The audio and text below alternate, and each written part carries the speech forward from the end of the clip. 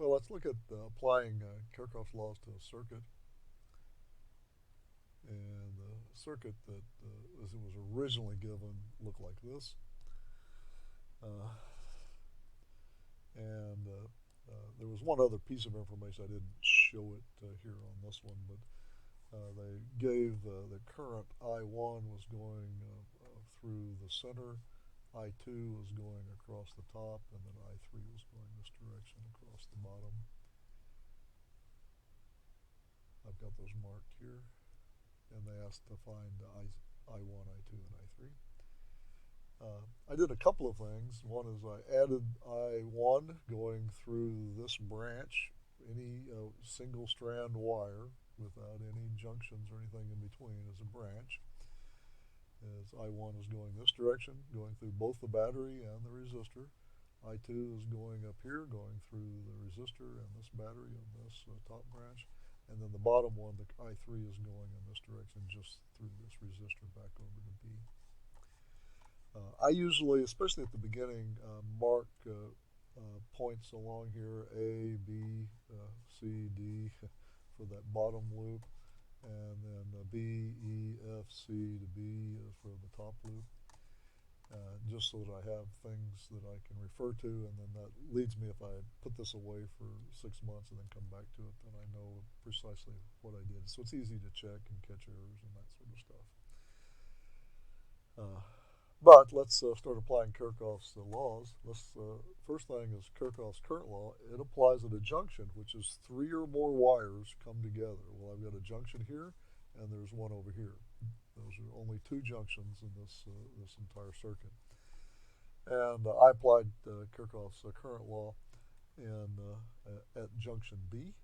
And so usually I'll just say at B, KCL gives us. I know that all the current the algebraic sum of the currents entering and leaving has to be equal to 0. And in this case, I've got I1 leaving, and I2 leaving, and I3 is coming in. So I3 is positive, and then I have minus I1 minus I2 for this algebraic sum of currents at this point. And I usually, then once I get this equation, just move this over to the other side for the currents. I could also apply it over here at C, and I would encourage you to do so, but what you'll find is you get exactly the same final equations, relationships between I1 and I2 and I3. So don't pick up any new additional information there. And then I can apply voltage law at around the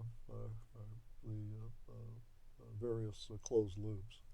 And there's multiple closed loops, but the primary ones are the top loop, so I can go from B to E to F to C back over to B again, so the top loop. Or I can go B to C to D to A. The direction you go around it doesn't matter, so I can go clockwise or counterclockwise or clockwise. And you just have to choose a direction. Now there's one other loop that sometimes is useful. I could go all the way around the outside. That also would be one big loop that I start at A, go to D, to C, to F, to E, to B, back to A again. So there's multiple loops. I just need to get enough equations, which I already have one from KCL, to be able to solve for all the unknowns I've got. I've got 3 unknowns, I1, I2, and I3. Everything else is known. And so to find 3 unknowns, I need 3 equations independent equations to solve. And what I chose to do was, it looks like the top one, B to E to F to C and back over to B. So really around the top loop. I marked all the polarities. I know the current flow direction, so I can mark this resistor plus and minus. The long bar is always positive minus for this 14-volt EMF. Current's flowing in this direction, so this side's positive and this side's negative, high and low potential across that resistor. And this side's, the long bar is positive and negative across the 10-volt. And likewise down here, current is flowing in this direction, so current always flows from positive to, from high to low, and so it goes potential, and so it goes to here. And now then I go around the loop. I get I times R. In this case, the current is I2 that's flowing through the 4 ohm. So I2 times 4 ohm, and then as I move across it, the last sign I hit is negative. Go across the EMF, it's 14 volts. I write down the 14 volts. The last sign I hit is negative, so I choose the negative sign. I'm at C. Now then I need to go back along here. I have current I1 going this direction and 6 ohms. So it's I1 6 times 6 ohms. But now I'm going in the opposite direction across it. So as the last sign I hit is the positive sign, so that comes in with the positive. And then I go across this battery, this EMF, and as I move across it, the last sign I hit is negative, and so I get the negative sign here. Then I usually clean that up a little bit. I can combine the minus 14 and the minus 10, which is minus 24, and then take it over to the other side, and that's where that comes from. And then reorder, I1 comes before I2, so I put 6 ohms plus 6 ohms and then minus 4 ohms here, so I get that. I also usually simplify things a little bit. I can divide through this whole equation by 2. There's a common factor of 2. If I divide this one by 2, that's 3. This one by 2 is minus 2. This one by 2 is 12. And then another thing I do is I divide through usually by the ohms. So the ohms divided through, I get a volt per ohm, but remember a volt per ohm is an ampere, so that turns this down to 2 and 3 are dimensionless. I1 and I2 are amperes, and so I know that dimensionally I'm in good stead there. So I get I've got 2 equations now. I need one more equation, and I believe I chose the bottom loop. So the bottom loop is B to C to D to A back again. And if you look at that, I'll get plus 10 volts. Plus 10 volts. I'll get minus, because the last sign I hit, I1 times 6 ohms. Minus I1 times 6 ohms. Gets me to here, and then I go through here.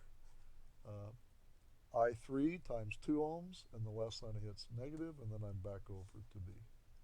So the last one is minus 2 ohms. So that looks fine. Here I probably the best thing to do is to take these 2 over to the other side, and then I reorder them I1, really 6 I1 and 2 I3, and I've got a common factor of 2, so I can divide all these by 2, and so I'll get 3. When I take it over there, it becomes positive. I have 2 divided by 2, I've factored out a 2, goes over here, and 2 here is 5, and then I also divide through by ohms. When I do that, I'll get a volt per ohm here, which is an ampere, and ultimately get this equation. Plus 3I plus I3 is equal to 5 amperes. And now then, equations 1, 2, and 3 here constitute 3 equations and 3 unknowns. They're really 3 simultaneous linear equations. These are linear circuits, and so everything is going to turn into solving a system of linear equations. And there's a bunch of different techniques. You can use Gaussian elimination. You can use Cramer's rule to solve for it. You can just use a basic elimination. And so pick your favorite method to solve for 3 equations and 3 unknowns. Let me march you through what I would do on it. Number 1, remember that's our KCL. It's I3, so I can use that. I don't have any I3s in equation 2, so I'll just keep that the same. And but I do have an I3 in equation 3, so I'll replace this I3 by I1 plus I2 from equation 1. Equation 2, I just rewrote it here. It didn't change because there wasn't an I3 in it. And then in this equation, I know I3 is equal to I1 plus I2, so I substitute there. And then simplify a little bit. I'll get I1 and I1, so 4I1 and 1I2, and now I'm down to two equations and two unknowns. And then I'll go ahead and use the elimination method, especially since I've got this I2 here. I just take this over to the other side. So I2 is 5 amperes minus 4I1. And then, so I solve 3 for the I2. And then I use that back I use 4 in equation 2 up here, or 2 is here as well.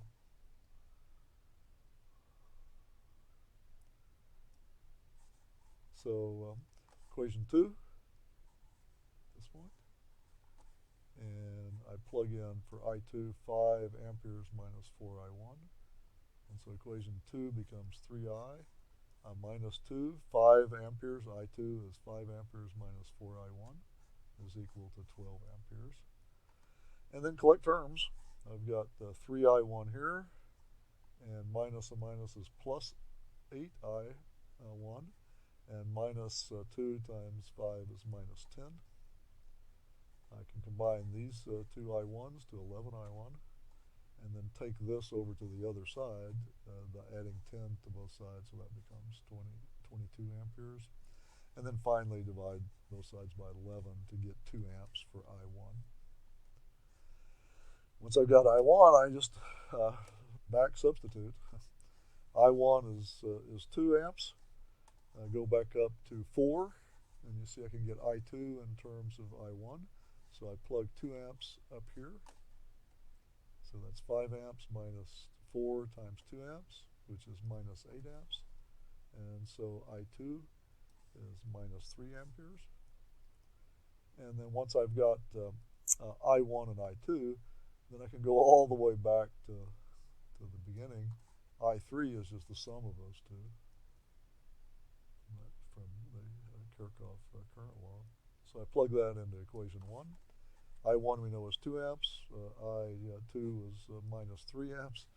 And when you take the sum of those, you get minus 1 amp. So in summary, what I find is, by this method, is I1 is 2 amperes, I2 is 3 amperes, negative 3 amperes, and I3 is minus 1 amperes.